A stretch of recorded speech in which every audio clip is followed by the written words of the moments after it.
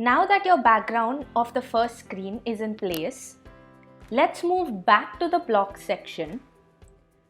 Observe that the very first purple block is called when screen loads.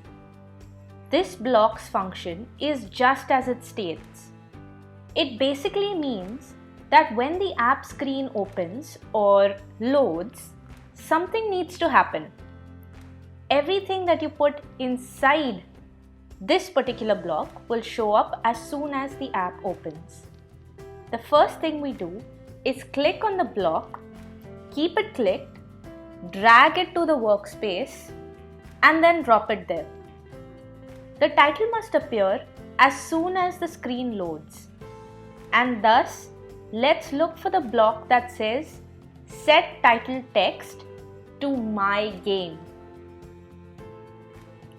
Notice that all blocks to do with the title are in the same magenta color. I don't know about you guys, but I definitely think that calling my game is lame. Hey, that rhymed!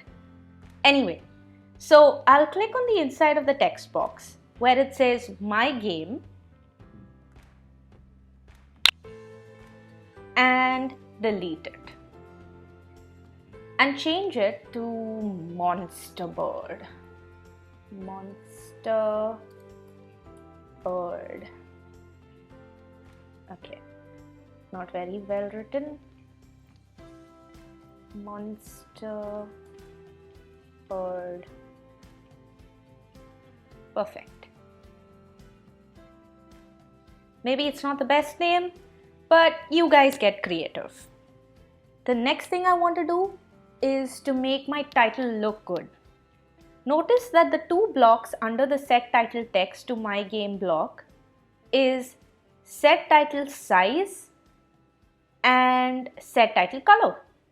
I'm going to add both inside when screen loads under this block and make changes to them. I think 50 is too big, so I'll reduce it to 40. Yeah, that works.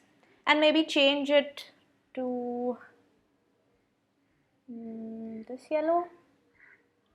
Maybe a bright red. Nah, can't see it. Yeah, I think the color that was there earlier worked. Okay. Think about what works best for your game and do just that. The last thing that needs to be done for the intro screen is to create a button. Let's modify how it looks first. All the blocks that deal with the button are in a maroon color. See? I'll begin by adding the Set Text on the button to start block. Set text on the button to start. There. Okay. I can change the word start to anything I like. Let's make it play. Okay. Next, I'm also going to change the button text color and the button background color by adding the respective blocks. Button text color on the button, yeah, and background color of the button. Perfect. So this I'm going to change to orange, okay, and this I'm going to leave white. There are blocks available for changing the width and height of the button too.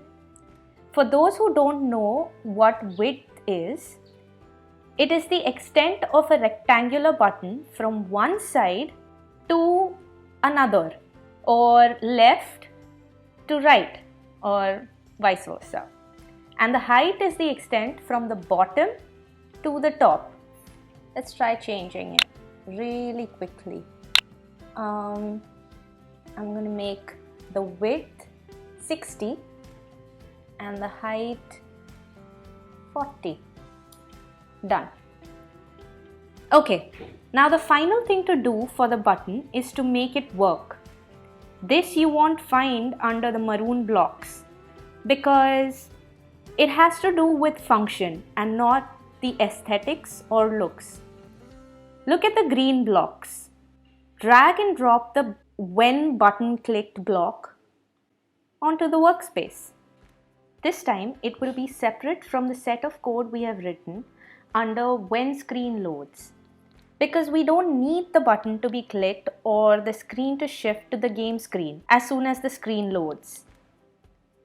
The next thing we do is place the change screen to intro screen block inside when button clicked. But do we want it to change to the intro screen? That actually would mean no change at all, because we already are on the intro screen. What we need to do is click on the tiny box inside the block that says intro. A drop-down list will appear.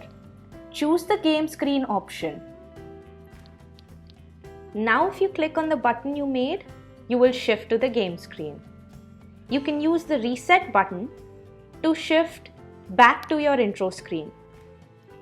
Complete these code blocks on your own screen and then click on the next video to work on the game screen.